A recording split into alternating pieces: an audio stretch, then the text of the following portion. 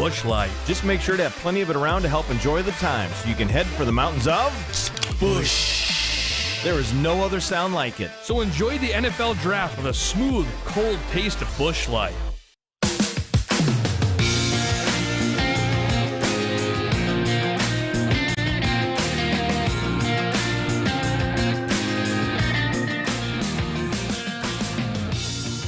And welcome to WDAY Weather and Ag in Focus. I'm Bridget, Readel, Ag Director, and I'm not joined by any of our meteorologists today. They're all out sick. So well, it's probably better that way, Bridget. Notice today I wouldn't even come in studio. I'm in my pickup to stay safe from how anybody might be ill. Hey, whatever precautionary measures you got to take, Bridget, to stay healthy, that'll work. Absolutely. So that voice you hear is Jace. You want to introduce yourself? I'm Jace Denman, one of the sports guys, and also farmer, small-town, farm-town kid. It's perfect. Grew up in South Dakota, got a little bit of tie to and from ag, and well, here we are as the pinch hitter for the show today. Look, I got a sports reference. There you go. You had to Google that one before the show, didn't you? Pretty much. I have no idea what most of those terms mean, and if I accidentally use the wrong one later, let's not be surprised anyway, shall we? We can roll with that. Okay. Yes, I'm pretty much terrible at that. So, but I know you're good at a lot of things. Are you good at weather? Want to do that one today? Well, I can't take all the credit for the weather because Justin hooks me up with this forecast. So today's forecast, mostly sunny to partly cloudy. The wind will be light from the east between 5 and 10 miles per hour with a high near 50. Partly cloudy tonight. Lows will level off near 30 with a light wind turning from the southeast. Clouds will increase on Wednesday as a Clipper system brings a likely chance for some scattered rain in this afternoon with the windy conditions from the south between 15 to 30 miles per hour, and gusty high temperatures will be in the upper 40s to lower 50s. The wind will go lighter overnight with some scattered showers diminishing and temperatures near 30. Another Clipper system will bring a chance for showers Thursday afternoon into Thursday night. Highs on Thursday will be in the mid and upper 40s to mid 50s, and overnight lows in the lower mid 30s. Another chance for showers exists on Friday and Saturday with highs in the 40s and breezy conditions. That's awesome. It's actually better than I expected. And I just want you to know, as I'm pulled over here at the side of the road in Petersburg, North Dakota, as people driving by and looking at me like, what in the world is she doing over there? It's very nice here. It's actually quite lovely.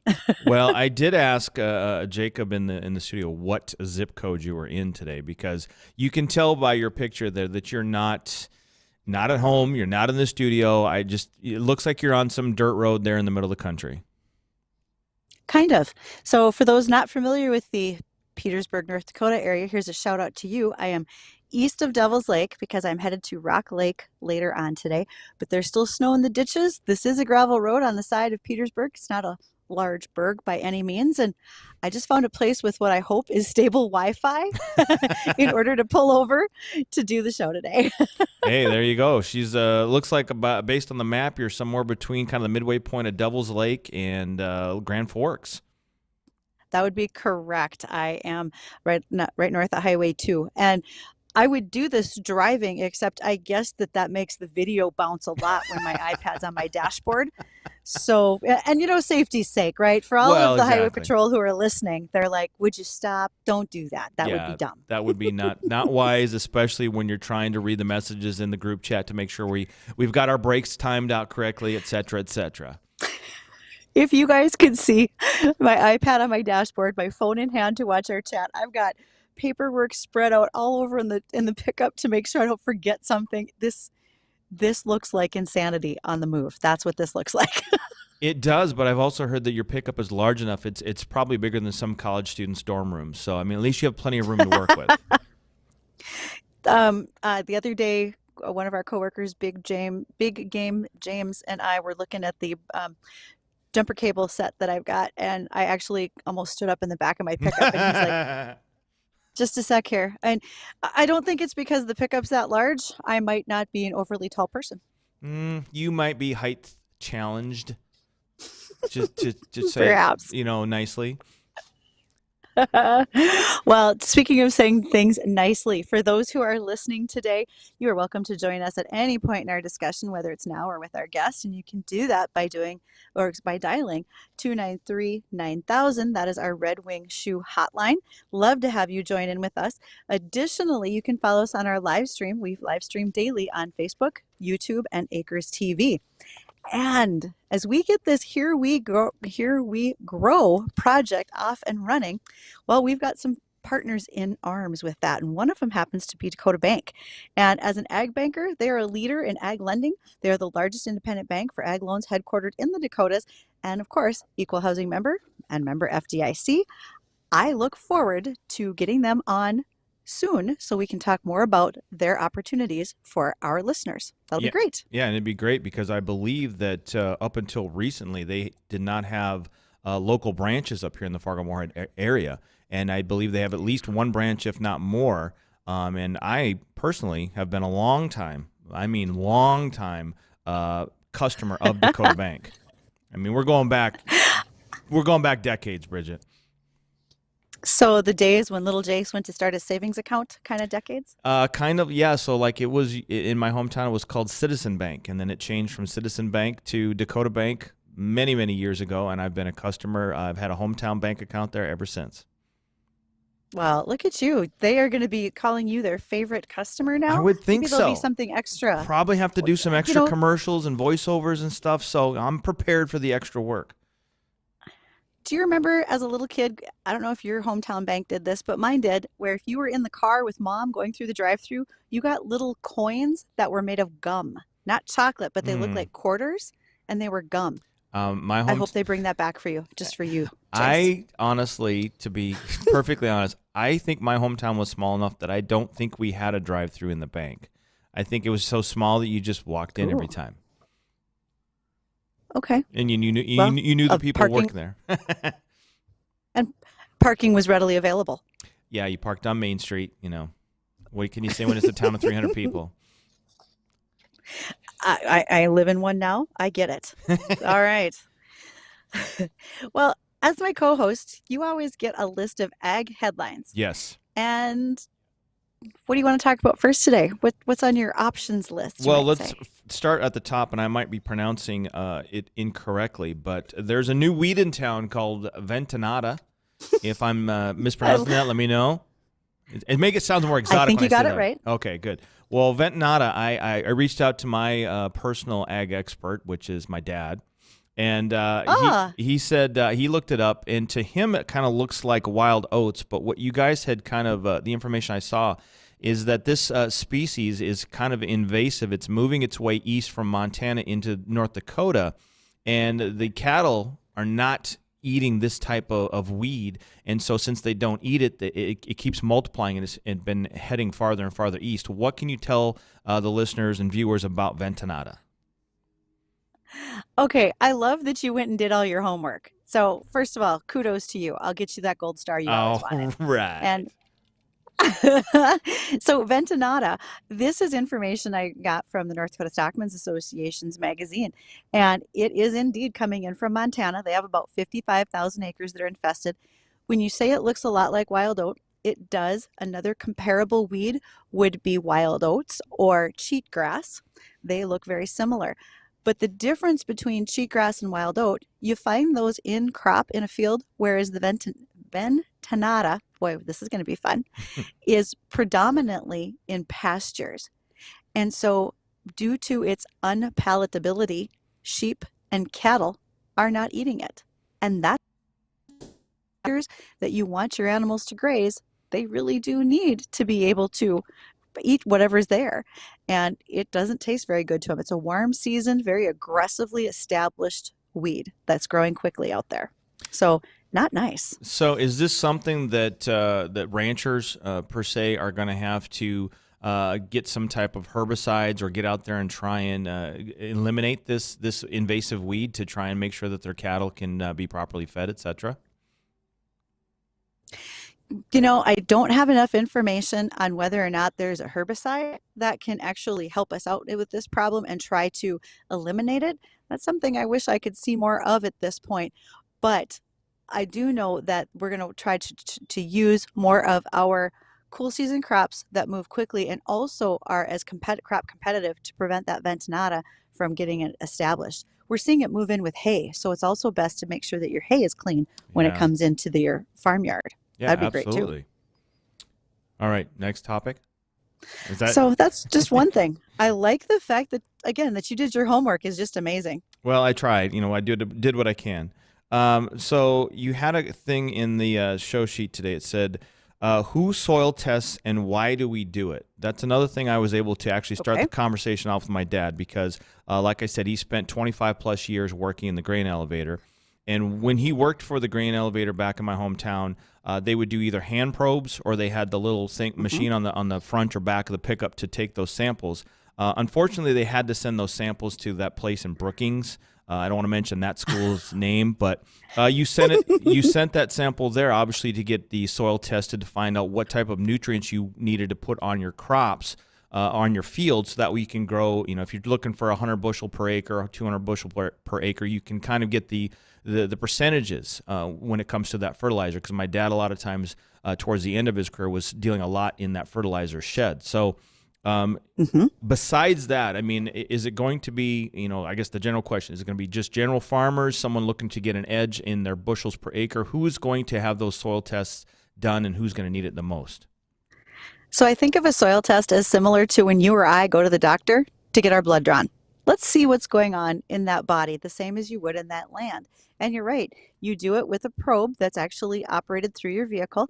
It will actually push the probe down through a hole in the center of your floor, or you can have it mounted in the box. And when you send those samples off, most of them in North Dakota go to AgVice Laboratories in Northwood. You will find out if we're doing the best job that we can with all of our nutrients, with our fertilizers and so forth. And a lot of farmers who just took over the land are trying to very much so make sure that they're doing those soil tests so they know what's there and what they may need to fertilize for. We are seeing more farmers do it in their pasture ground to try to make their pasture grasses more efficient for grazing. So that works out even better. So I think it's important to note that soil testing is still something that we should all be doing on a regular basis, just like our own health. We got to take care of the land as well. Absolutely. Totally agree. And one other thing we need to take care of, well, we got to go get our guest ready. And we're going to be joined by Austin Havlick. He's a South Dakota rancher who raises Piedmontese cattle.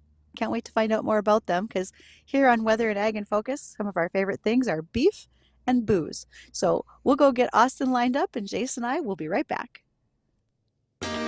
Hey everyone, John Adams here. I hope you'll join me on WDAY Radio for my new talk show, Talk of the Town with John Adams. Every Wednesday from 11 to noon, we'll talk about issues that affect us all in the Fargo-Moorhead community. We'll talk taxes, the diversion, places to go and things to do, and of course, bison and Viking football. We'll talk about issues that affect everyone in this great community that we call home. That's Talk of the Town with John Adams, Wednesdays at 11 on WDAY Radio. Spring has sprung, and you know what that means, Fargo-Moorhead. Time to start cleaning up after old man winter. And what better way to kick off spring season than fixing or replacing your broken or damaged windshield? The team at Glass Doctor Fargo-Moorhead, they're concerned about your well-being, so hurry in. Say hello to crystal clear view of spring potholes and construction signs. And lucky you, Glass Doctor won't break the bank, so you can still buy groceries. Glass Doctor of Fargo-Moorhead. Don't let those chips and cracks become a pain in your glass. Call the Glass Doctor, we'll fix your paint. Our connections make powerful things happen, uniting individuals and communities. We are Rotary. We are people of action. And together, we turn great ideas into reality by accessing our networks, our experience, and the best of ourselves to make a difference. Around the world, Rotary brings leaders together to build new friendships and to solve problems. Like in Austria, where generations work side by side to build sustainable housing and community centers. In India, volunteers run a mobile blood bank to help provide a steady blood supply for their local community. And in Taiwan, people are working hard to get vulnerable citizens the support and services they need. With over 1 million members, we know what people can do when they come together. Take action with us. Find out more at rotary.org/action. You did it again, Fargo Moorhead. Thanks for voting Fix It Forward Auto Care the best auto care of Red River Valley 3 years in a row, including the categories of Best Tire Retailer and Best Customer Service. Plus, Fix It Forward Ministry won Best Local Nonprofit. We're honored and we promise to continue serving our great community, providing you the best auto care experiences. Fix It Forward Auto Care, the name you trust for car repair. Fix It Forward Auto Care. It may be the biggest cover-up ever. New congressional documents prove China funneled more than $1 million to Hunter Biden and almost a dozen Biden family members. But the big media won't cover this story. All this week, Rob Schmidt is exposing the truth in his series Beijing to the Bidens, the cash rat line. Rob reveals the real story of China's big payoff to one of America's most powerful families. Every night, Rob Schmidt is on Newsmax asking the tough questions. Find out why millions made the switch to Newsmax with Rob Schmidt, Greta Van Susteren, Eric Bolling, Mike Huckabee, and more. Tens of millions have made the switch. I did, and you should too. So make the switch to Newsmax today. It's on all major cable systems. Or you can download the free Newsmax app on your smartphone. Check out Rob Schmidt tonight and find out about Beijing's cash rat line to the Bidens. Only on Newsmax. Real news for real people. Hi, it's Lon from Irie Insurance. Soon we'll swap snow for summertime. Boat rides and water skiing, camping in the RV, swimming in the backyard pool, or even a few rounds of golf. Unfortunately, these activities come with increased risks and sadly, accidents happen. Having the proper insurance can protect you from theft, damage, liability, and more. Experience the Irie difference. Let Irie Insurance take care of your summer risks. To find a location near you, visit us at IrieInsurance.com.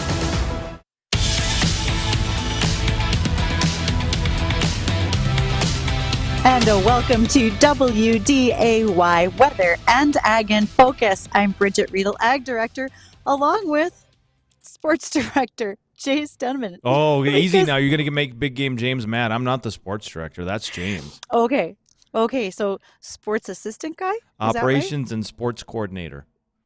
Fantastic. It's a big fancy title. It barely fits on your business card, actually. Yeah. Just saying. Yeah. So Jace is sitting in today for our meteorologist, Justin Storm and Dean Wysocki, and he's doing a fabulous job. We went from weather and ag or WAG to swag because now we're out at sports, and occasionally I might know how to toss the ball to him for the next round. Oh, I got another one. Oh, yeah. Man, you were really, really stretching for those. Well, my arms aren't very long, so I'll give this up pretty quickly. So, okay, we have a guest with us today, and I hope he is enjoying all of this. Austin Havlick is going to join us today. He is from South Dakota. He's a cattle producer. He's on the the Cattlmen's Association down there, and we are so looking forward to Austin. I think we have him with us. Jacob, is he all queued up and ready to roll? Looks like he is. There he is. All right, video is up. We see him. Austin, how are you today? I'm doing well, guys. How are you? Fabulous. Thank you, sir. So, big question for you. Tell us all about yourself, Austin. What should we know? Oh, sure. Well, I'm from southeast South Dakota here. Live outside of a town, Mitchell, South Dakota. You might have heard of the Corn Palace before. So the world famous Corn Palace is what puts Mitchell on the map here off of I-90. By day, I'm a ag banker, so I work with farmers and ranchers for their financing needs, and by evenings and weekends, I raise some cattle with my family just a few miles outside of town here. So you say you raise some cattle, and it's not just any particular breed. I mean, we're not talking about Shorthorn or Angus or anything. Tell us more about the breed. Yeah, yep. So, our family operation started in the mid-90s.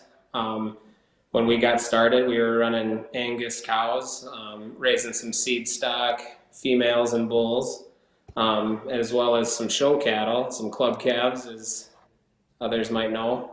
And then we did that for a lot of years. And over the past 3 years, we started getting into a breed called Piedmontese. And I was introduced to the breed from some good friends of mine. I was out went with them to Denver to the National Western Stock Show one year.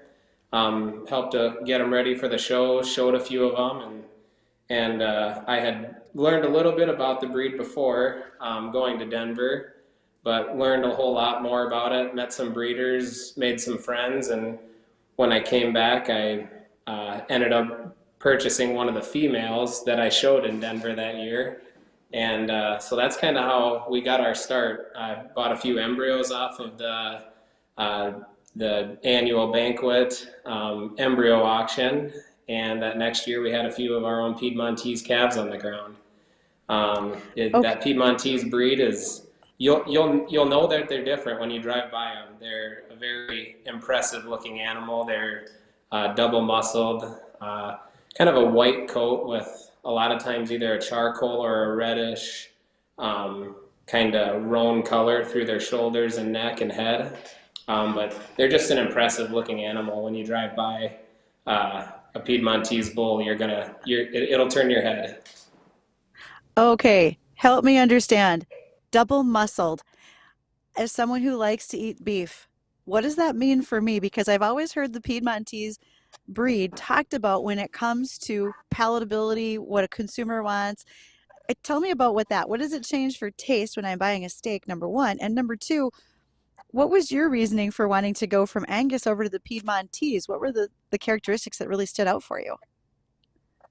Yeah, so the double muscling, so the Piedmontese cattle, another unique fact about them is, a lot of these English breeds of cattle, really good breeds like Angus and things, they were bred to be a certain breed.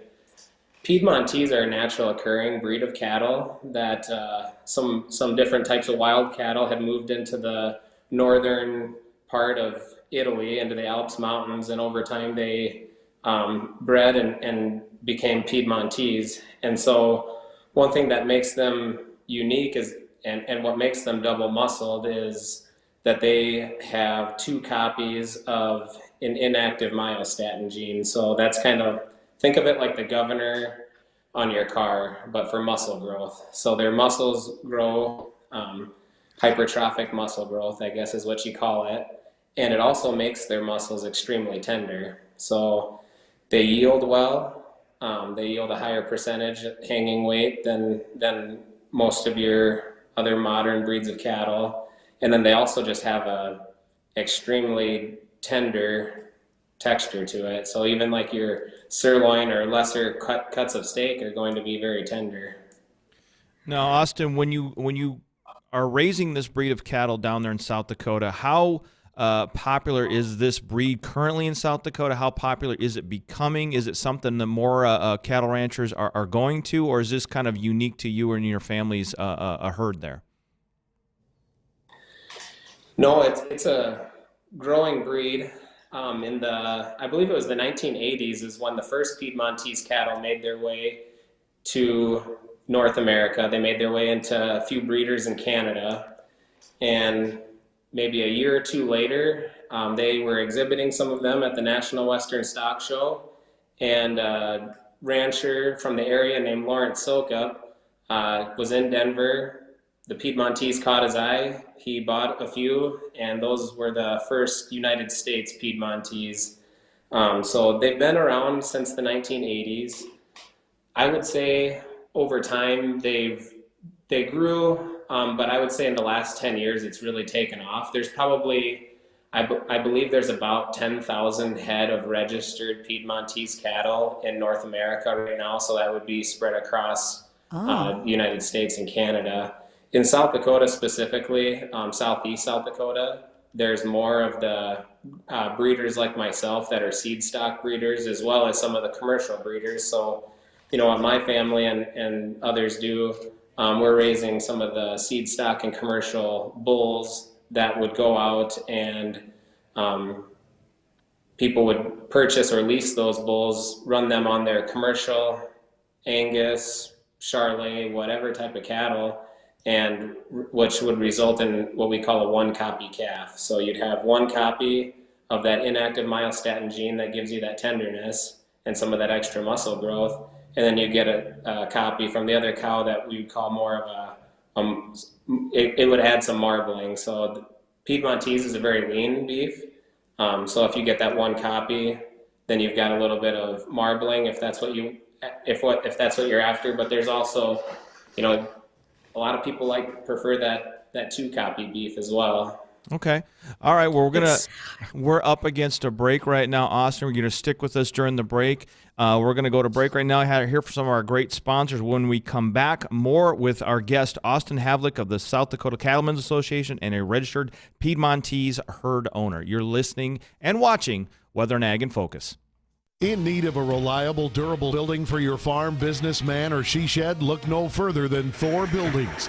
At Thor Buildings, they specialize in post-frame construction. They use the highest quality materials to ensure that your building can withstand the toughest conditions. Buildings that are designed with your specific needs in mind and built to last. With their experienced team of designers, engineers, and construction experts, you can trust that your building will be built with the utmost precision and attention to detail. So when it's time to put the hammer down, build with Thor.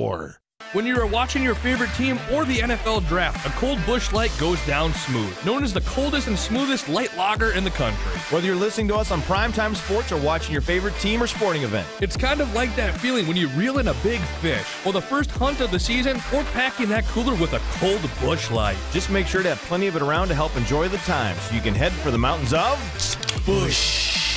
There is no other sound like it. So enjoy the NFL draft with a smooth, cold taste of Busch Light. Have you Googled yourself lately? Are there negative posts from an ex-employee or a former client? Maybe an outdated news article or sensitive personal information about your family? Search engines don't always get it right, but right or wrong, it's your reputation on the line. That's where Reputation Defender by Norton comes in. One of the most trusted names in online reputation repair, Reputation Defender has been fixing people's search results for over 15 years. Their cutting-edge approaches help you to wipe away unwanted information in your search results. They also promote the good stuff so that it rises to the top, helping you put your best foot forward. Your good name is too valuable to leave to the whims of a Google algorithm. Take control with Reputation Defender. You can start by getting your free reputation report card at reputationdefender.com or call 800-401-6681 to speak to an expert. That's 800-401-6681.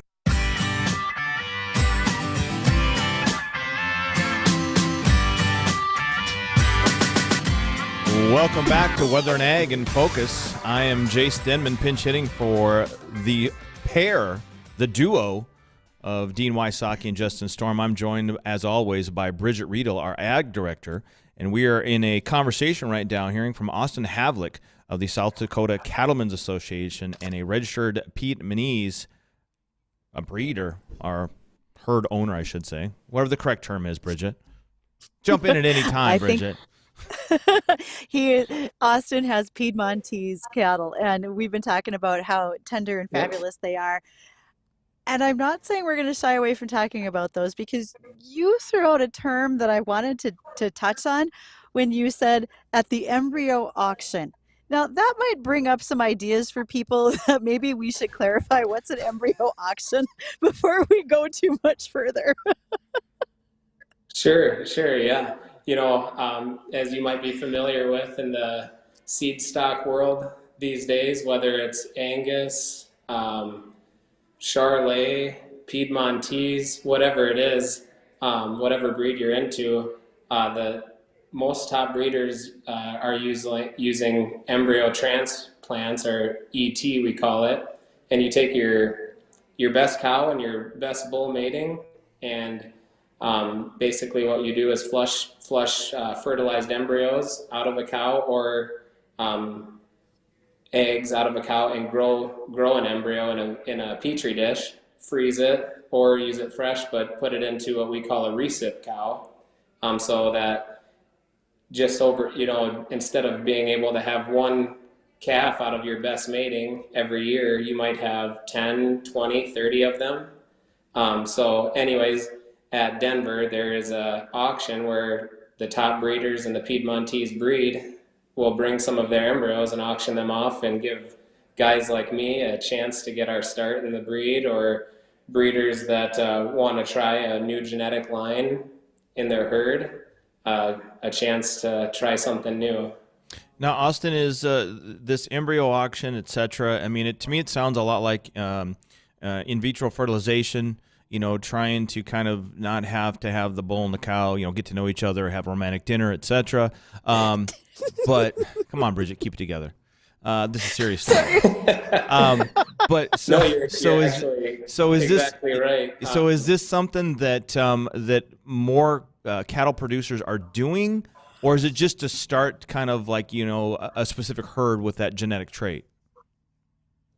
A lot of breeders are using it now, and it is in vitro. IVF, we use the acronym, but yeah, exactly, in vitro. And most seed stock producers are using it. It's especially helpful for someone that's new, trying to get a foothold. Try some, be able to get some genetics from some of these top breeders and bring them into your herd or start your herd, which is kind of how we did it.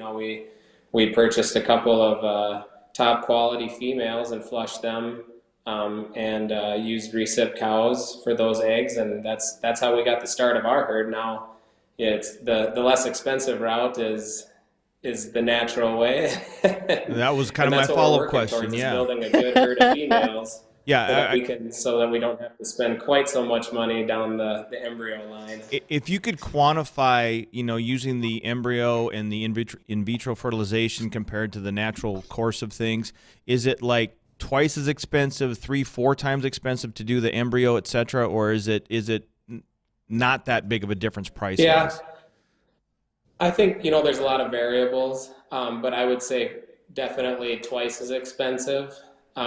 Depending on whether you're producing those embryos out of a cow that you own or if you're purchasing those embryos, but it can be anywhere from maybe 2 to 4 times more expensive than just raising a calf. But typically you're raising a very top quality calf, or that's what you're hoping for, because it's such the reason you're doing it is for that genetic line. So hopefully it's worth more too. Austin, before we shift gears on you, we do have an email question that says, are there any risks involved in raising embryos this way, or things people need to be aware of? And for those who are listening, if you want to ask questions along these lines, you can reach out to us on the Red Wing Shoe hotline at 701-293-9000. But now that question to you, Austin, any risks with using embryos in this way? No, there's really no risk.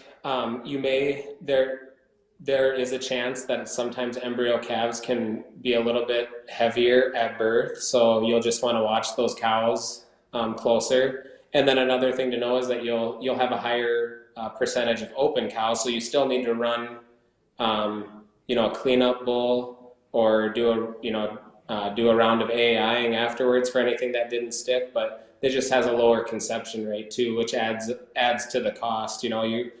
There's a lot of different percentages out there, but I'd say if you got over half of them to turn into a pregnancy, that's good.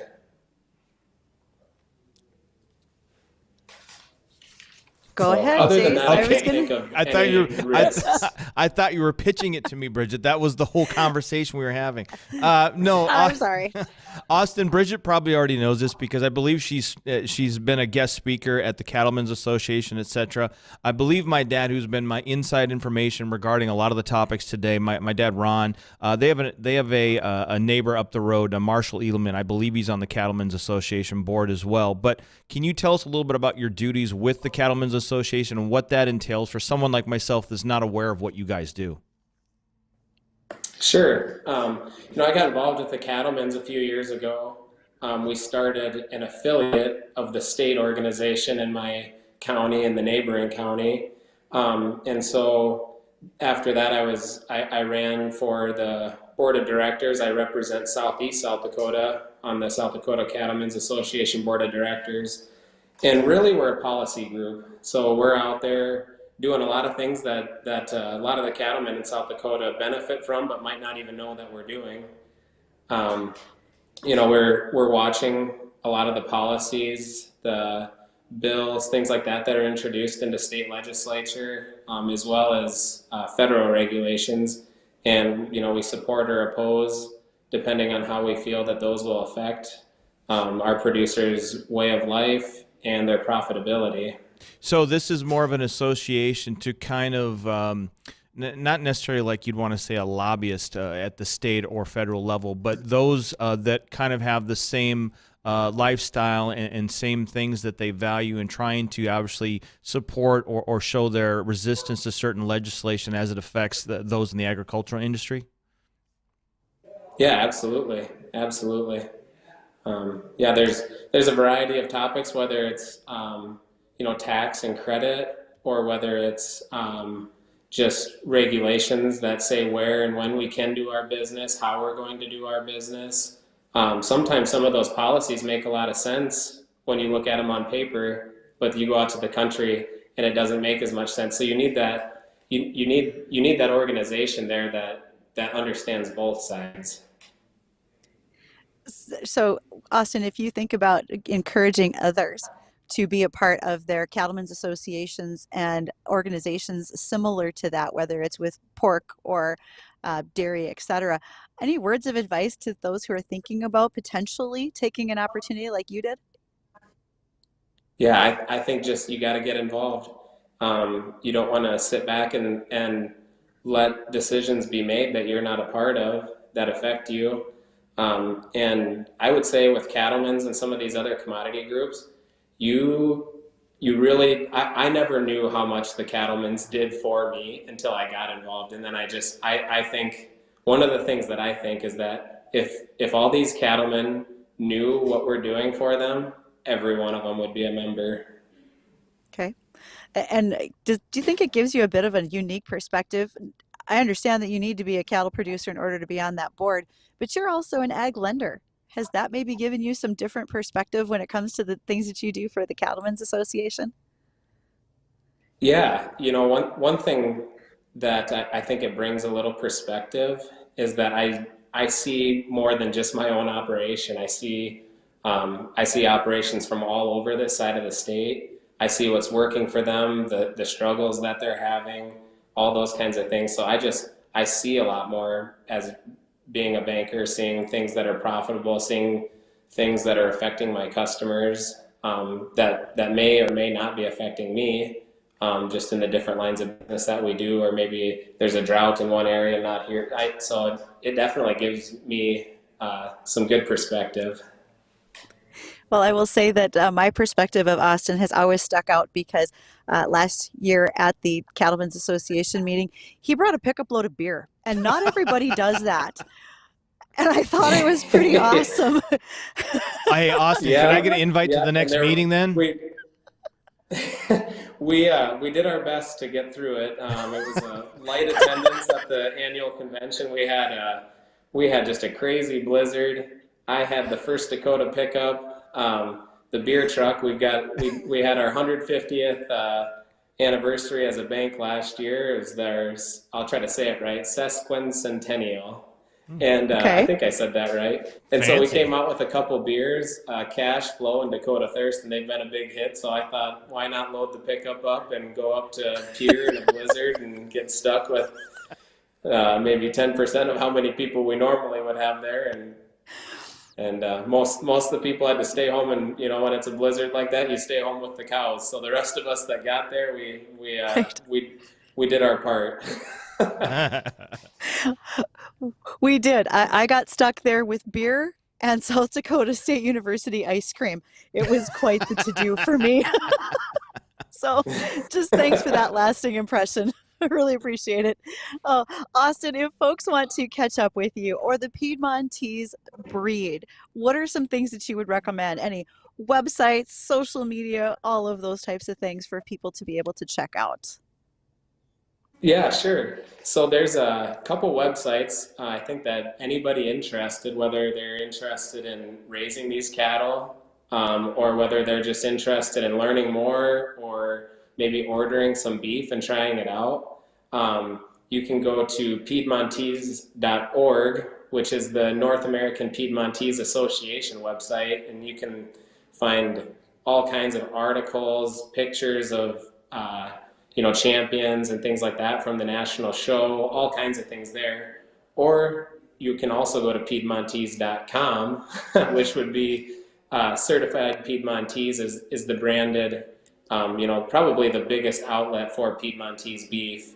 And so they've got a website, Piedmontese.com. You can go there. They've got all kinds of information on how the beef is produced, the health benefits, that it's low in fat, low in calories, low in cholesterol, but high in protein, high in omega-3s, all those kinds of really good things about it.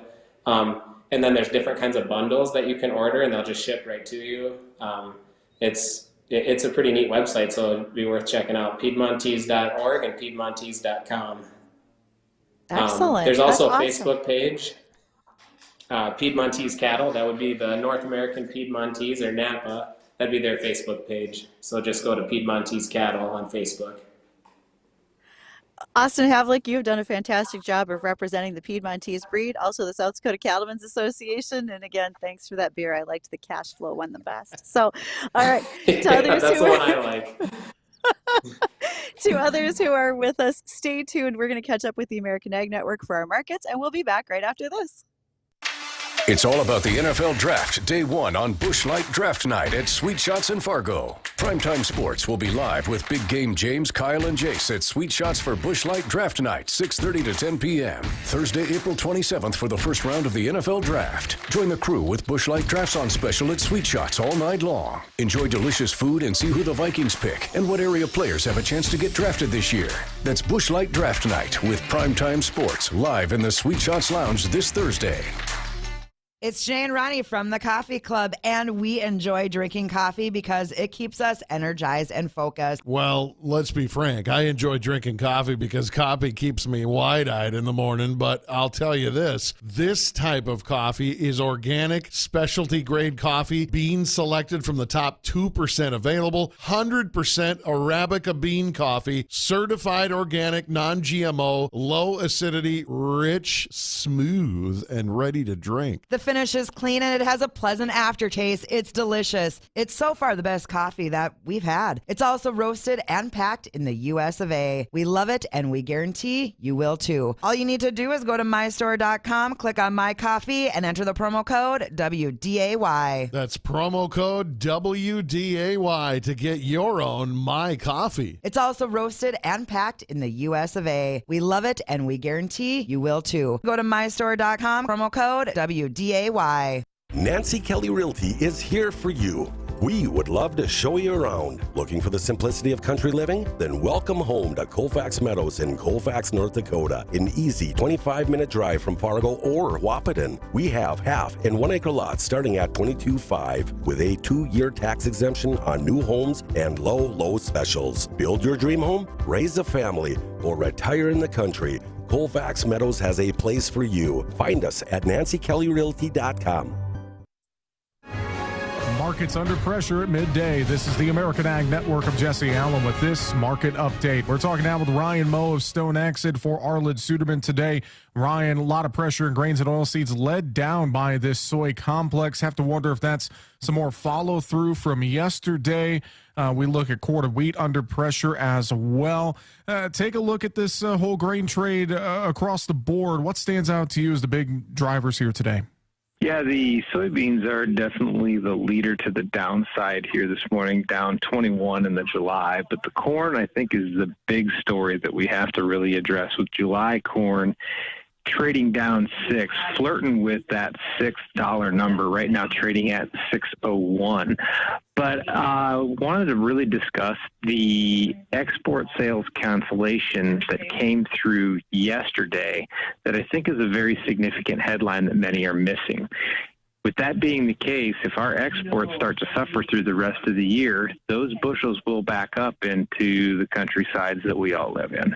Well, and that's a very interesting point you make there. You know, thinking about some of this demand destruction, especially on the export front, I have to think that is really kind of permeating just throughout this trade here across the board, Ryan.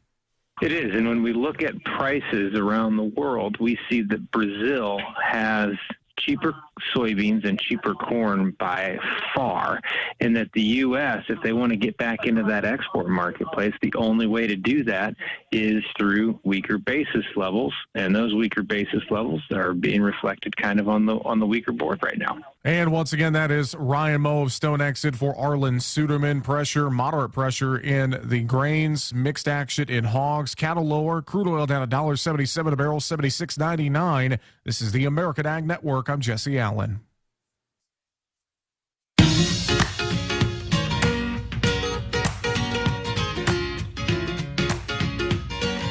Hello and welcome to WDAY Weather and Ag in Focus. I'm Bridget, Readel, Ag Director, along with Sports Guru. How's that, Jace Denman? Yeah, I like that even better, and it won't offend James either. So we're two for two on that awesome. one. We are down 2 meteorologists, so I guess that's a 2 for 2 as well. Absolutely. But Jace is filling in today, and Jace, you're in charge of the weather. What's it look like? All right. Well, mostly sunny to partly cloudy today. The wind will be light from the east between 5 to 10 miles per hour with a high near 50. Partly cloudy tonight. Lows will level off near 30 with light wind turning from the southeast. Clouds will increase on Wednesday as a Clipper system brings a likely chance for some scattered rain in the afternoon with windy conditions from the south between 15 and 30 miles per hour and gusty. High temperatures will be in the upper 40s to lower 50s. The wind will go lighter overnight with some scattered showers diminishing in temperatures near 30. Another Clipper system will bring a chance for showers Thursday afternoon into Thursday night. Highs on Thursday will be in the mid and upper 40s to mid 50s and overnight lows in the lower to mid 30s.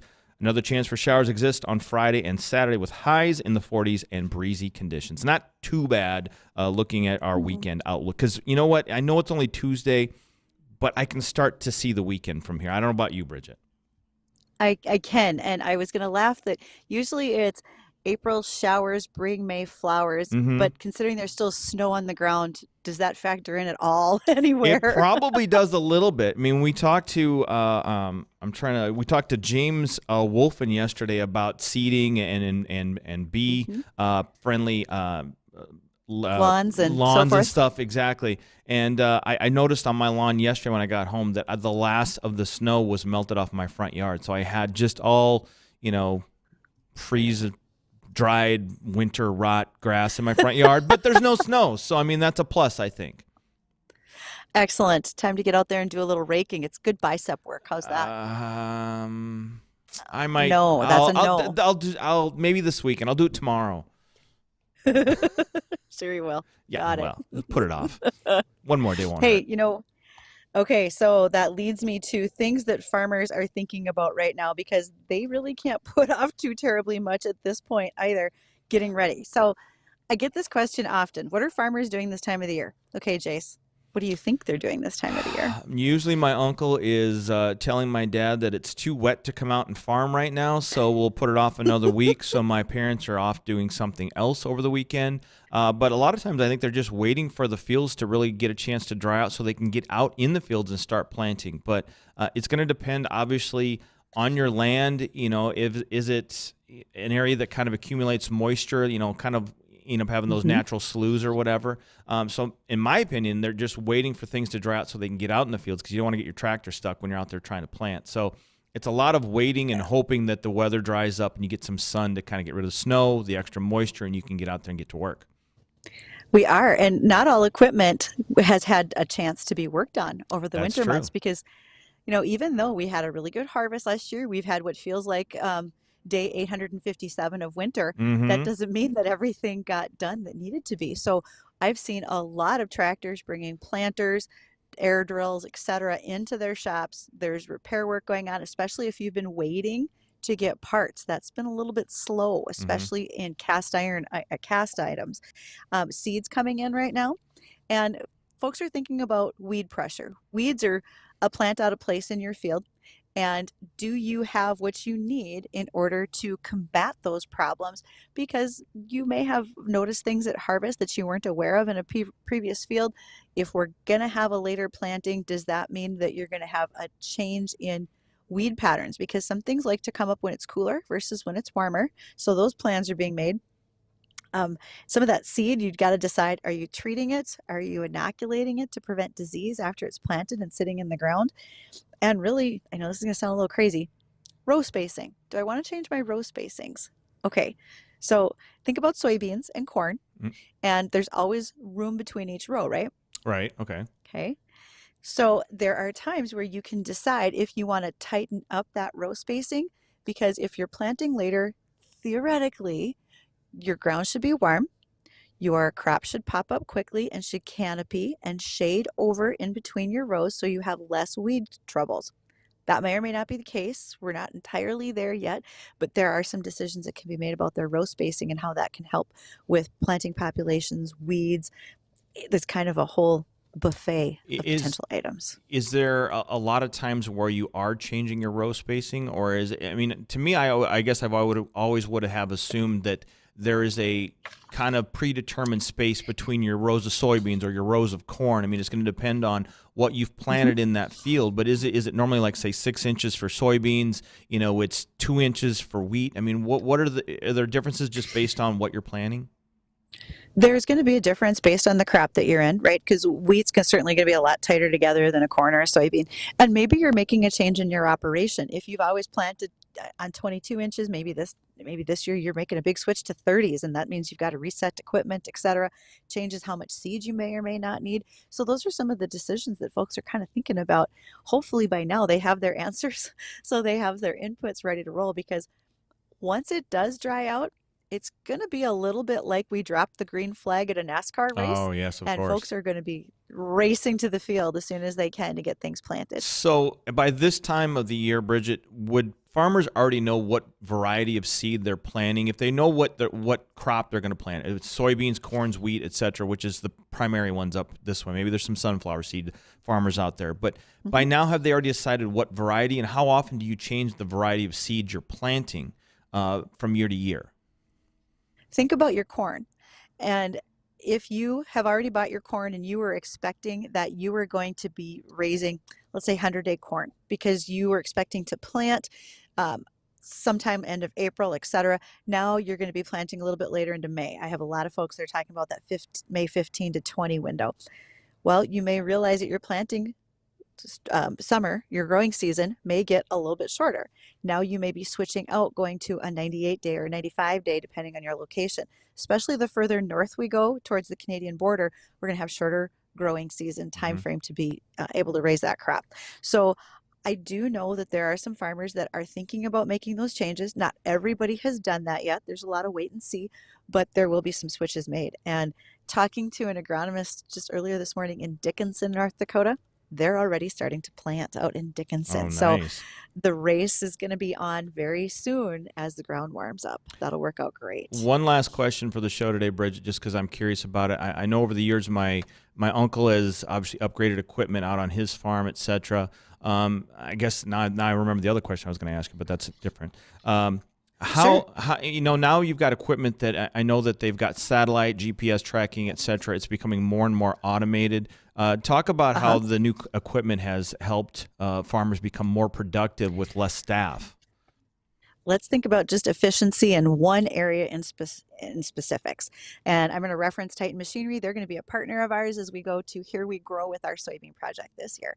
If you are using your GPS, which is a lot like the GPS on your car, you're able to set that A-B line of where you're going to go in the field, and you won't be doing overlaps. When I was a kid running equipment, I wasn't always real good about staying straight. Sometimes I may be double planted. I would overlap it. I made mistakes.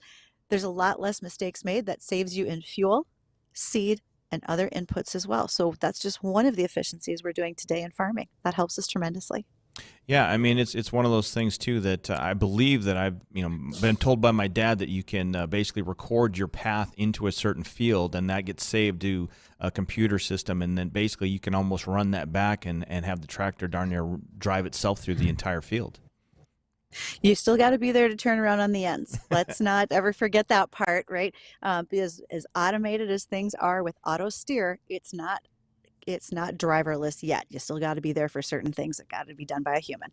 All right. Well, that's our show for today. Thank you for joining us on Weather and Ag in Focus. I'm Jay Stemman for Bridget Readel. Join us tomorrow. AM 970 and FM 93.1. WDAY, Fargo, Moorhead, West Fargo. Good afternoon. I'm Tom Tucker, WDAY News First. Crime